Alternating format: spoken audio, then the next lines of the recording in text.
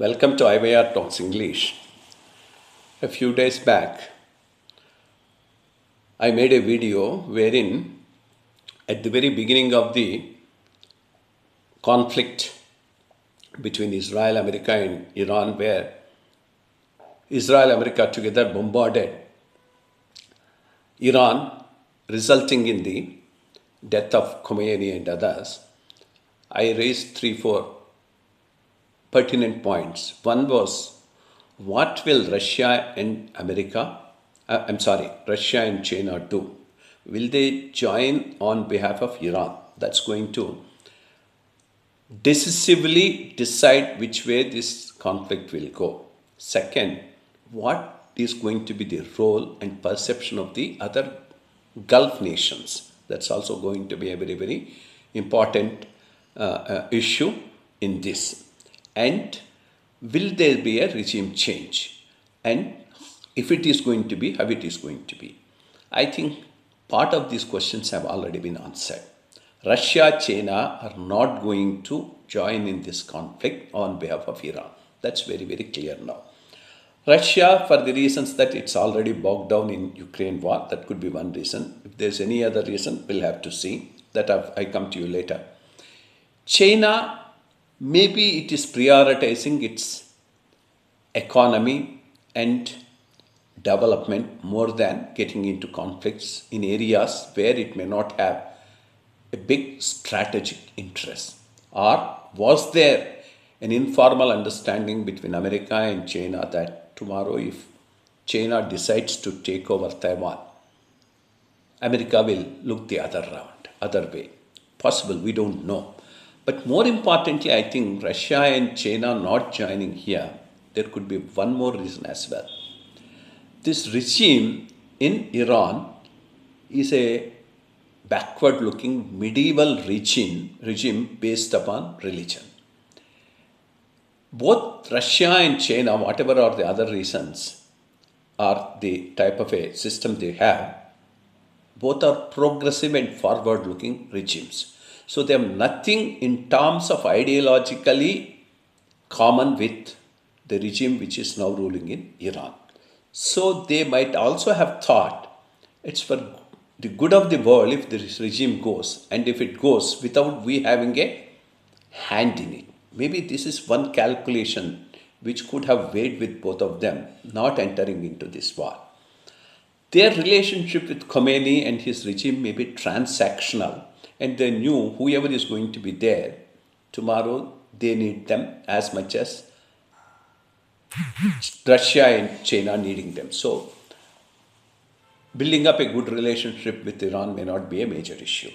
So, that being the case, maybe they have decided not to take a side as far as this particular conflict is concerned.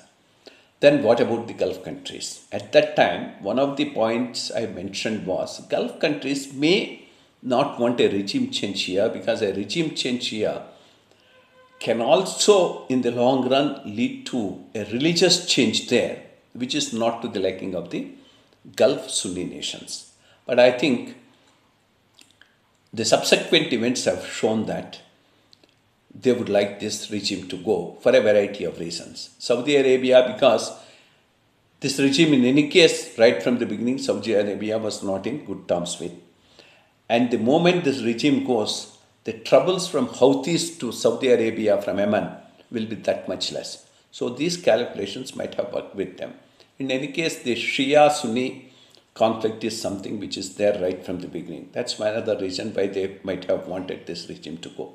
And Iran also, immediately after Israel and America struck them, did not strike back at American and Israeli bases. It also struck back at Saudi Arabia, Bahrain and UAE. So that dragging them also into this conflict. This action of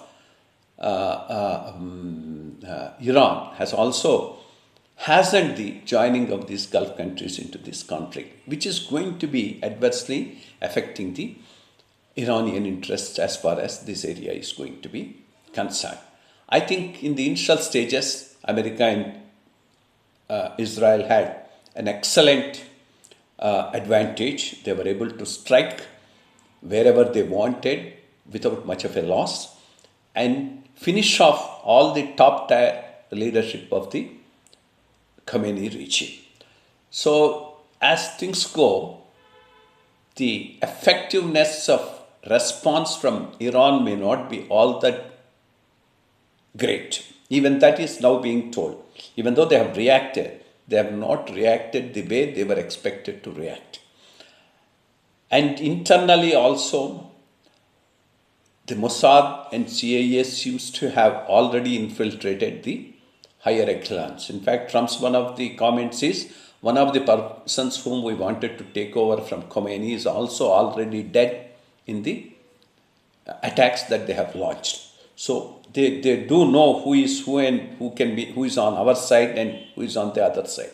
So that may make it easier for America to plan a regime change as far as Iran is concerned. Will there be boots on ground from America? I doubt it, because having experienced the results of boots on ground in Iraq and quite some time back in Vietnam, they may not proceed with that, because that could mean turn the public opinion back in case there are going to be large scale casualties. But they may achieve their objectives even without boots on ground being in Iran. So this is another major thing that's going to happen. Then let's see what is the options available for India when that India has played its role well. I think India has played its role very well, keeping in view their national interests.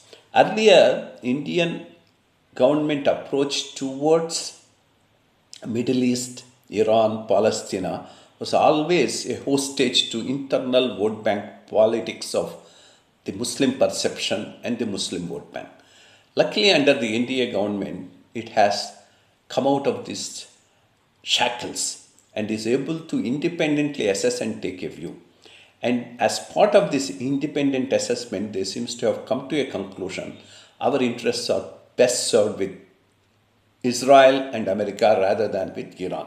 And when you are with Israel and America, in the long run, Gulf countries are also with you, because they are siding with America. And you have that Abraham Accord and that specific transit corridor going through Saudi Arabia, Jordan, Israel taking shape, in which India has a lot of interest. Keeping all these calculations in mind, India has taken a very right stand in the best interests of the nation, and it's going to serve us well. So let's wait and see. I'll be talking on this as the things progress. But as things stand today, the advantage looks to be in favor of Israel and America. India interests are best being served by being with Israel and America. Do remember when Iraq invaded Kuwait, Indian government unnecessarily foolishly rushed in favor of Iraq, and the subsequent events proved that we were wrong and our national interests were not well served by the decision which we took under I.K. Gujral's government. Today, what the government has taken to go with America and Israel in the long run will be to the advantage of India. Thank you.